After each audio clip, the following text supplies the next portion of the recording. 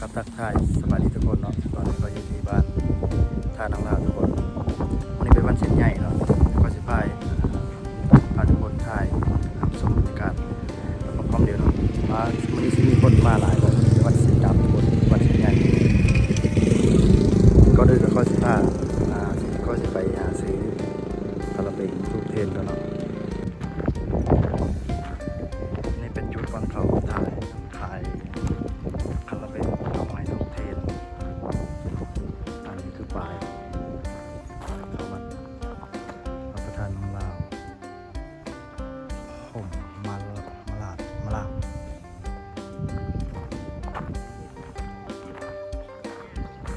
หลายร้านนะทุกคน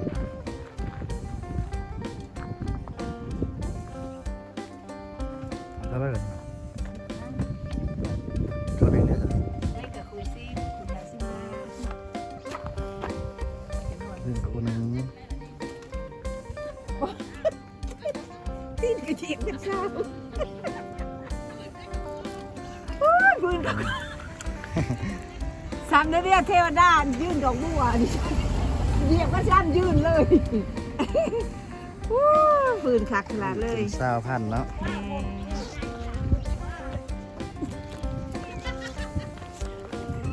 ใช่ไหมครับ ยิ้มงามๆยิ้มงามๆงาม30,000โดน30,000ขอบใจหลายๆเด้ออยู่ตรงนี้เราเลยร่ำรวยเด้อ ทุกคนกำลังไหลเข้ามาเนาะ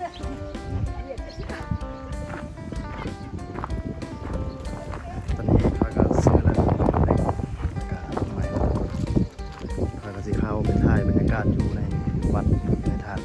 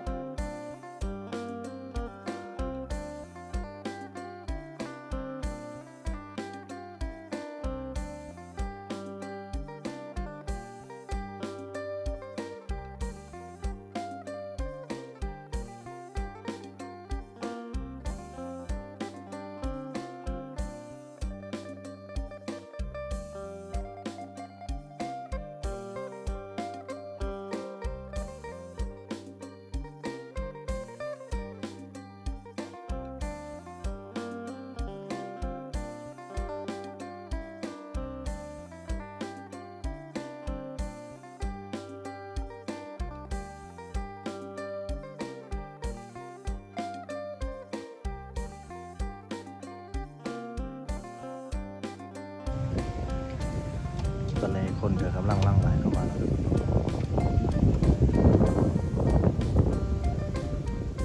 คนเริ่มหลายแล้ว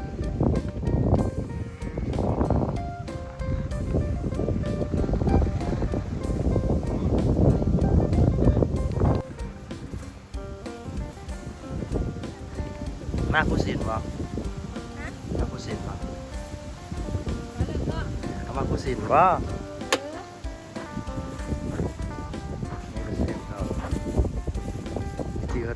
เชี่ยวนะเพื่อนนี่นะวันเหรอ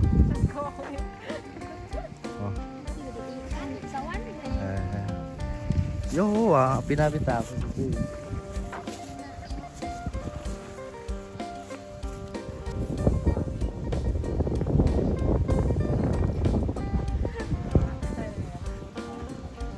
เมียโผล่อยู่บ้าน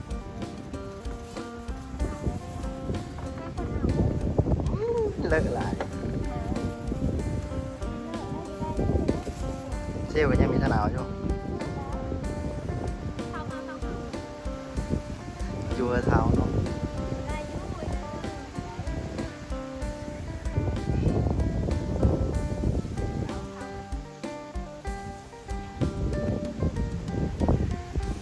สองโมงเลยทุก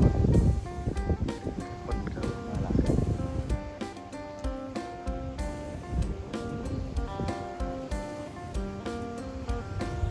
เจ้าเนี่ย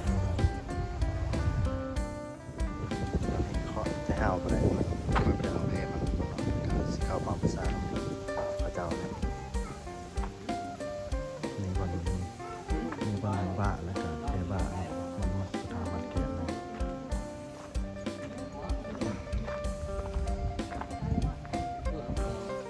ซาแพงนะทุกคนเนาะ มันมีเฮ้าหรือมันมีเฮ้ามันจะเฮ้า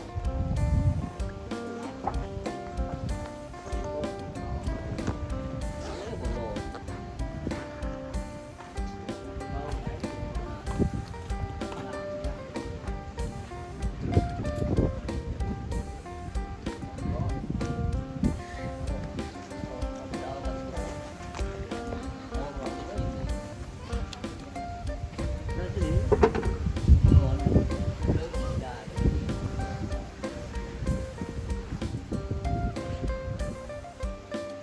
จากซาพยายแล้วก็เอากาสิมา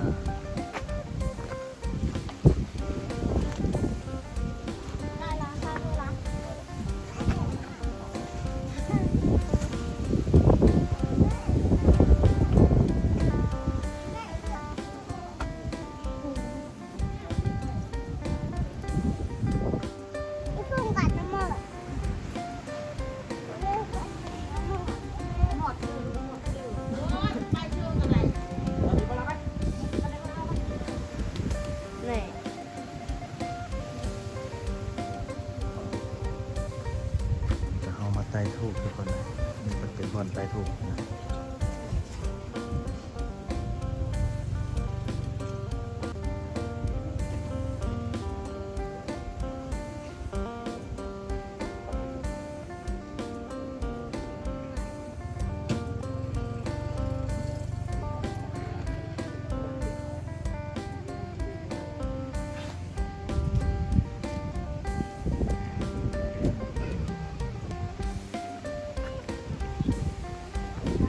เดี๋ยวขออนุญาตไปไวปนทุกคนเนาะสเกล3 ห้องตอนนี้ก็ได้การเทมาแล้วทุกคนในสุดท้ายบรรยากาศเลยทุกคนเลยตอนนี้คนกำลังไหลทุกคนนะกำลังไหลเข้ามาคำนั้นน่าจะหลายกว่านี้เนาะคนกำลังทยอยผู้มือผู้มากเนาะทุกคนเสื้อลายก็มาทุกคนนี่ก็เป็นบรรยากาศตอนวันศิลป์พระมาจะเป็นสดทุกคนพระมาตอนประมาณ3 โมงหรือ4 โมง4 โมง5 โมงคนจะหลาย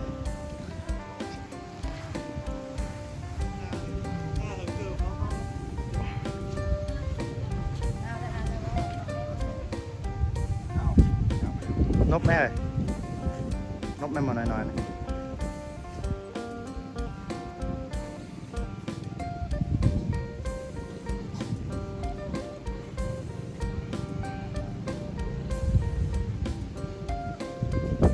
คือกูมาบ่มาแล้วทุกคนพามันสิกับคนสิมาหลายเนาะ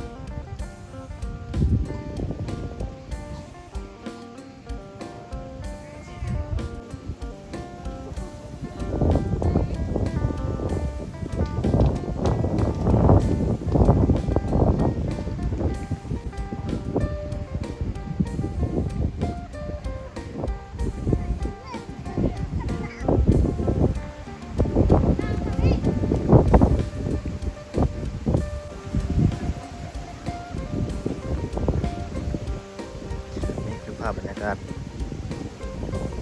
ยามมากจากเขาเข้ามาแล้วเขาจะเกลียว3 ห้องครับ3 ห้องจะมาไว้รับชาจะนี่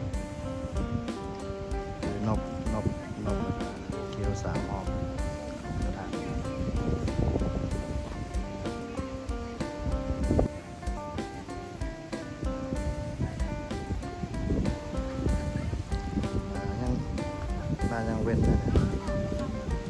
2 โมงเวลาตอนนี้2 โมงถ้าขำมันจะคนจะน้อยกว่าเรายังเว้น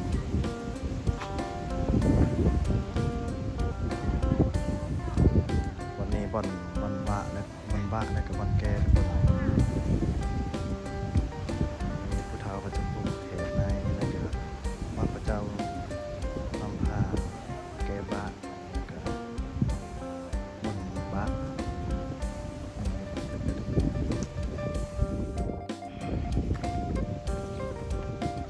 อยู่นี่เป็นสร้างแก้วทุกคนสร้างแก้วสร้างเป็นสร้างเราสร้างขึ้นพร้อมประทัดเขาจะเอาหินก่อแล้วก็หอมตะกี้เขาจะเอาทิ่มเงินลงมันเป็นอะไรมันมีน้ำก็เลยเอาตะนางเล็กตัด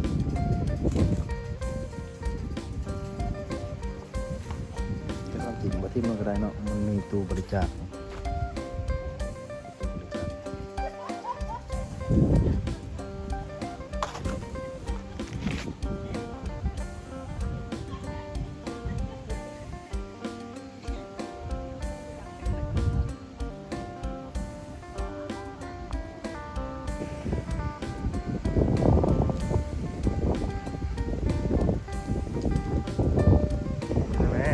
เดี๋ยวก็เยอะนะ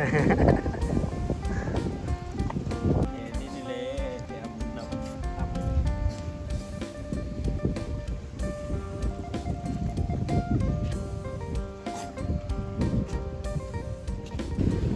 ตัวนี้น่าจะเป็นเสาตัวที่เขาเจ้าเอาขึ้นมาจากเซน้อยแล้วทุกคนเนาะเขาเจ้าเสาเนาะอันนี้ก็ค่อยกระบอกแต่ว่าช่วงนั้นเขาแห่ขึ้นมาทุกคนเอาขึ้นมาจากเซน้อยเสาไม้มาเสา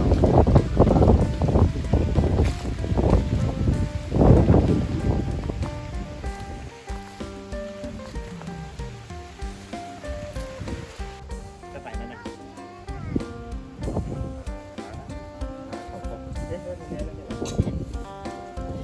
เดี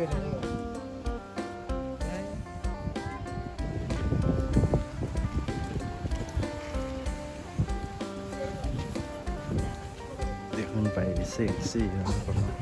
เดี๋ยวคอยสิขึ้นไปเซ็กซี่บางสิว่ามาลุ้นกันว่าสิซื้อกันที่เท่าไหร่นะมีวันเซ็กซี่ทุกคนนะวันเซ็กซี่วันแก้บะเนาะ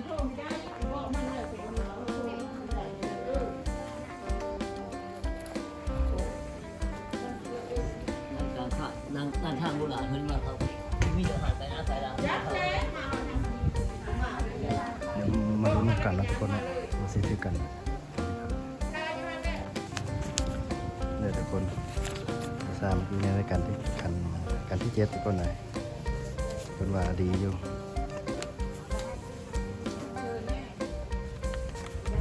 ก็ได้ให้ทุกคนอ่านดูเนาะ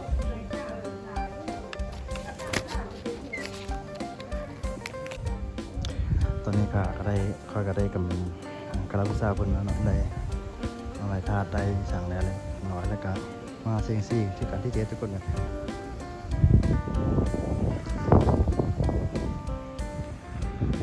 ภาพบรรยากาศอยู่หน้าประธานอำเภอทุกคนส่วนเป็นด้านหลังมันน่าจะอยู่ด้านหลังเป็นผาบุญ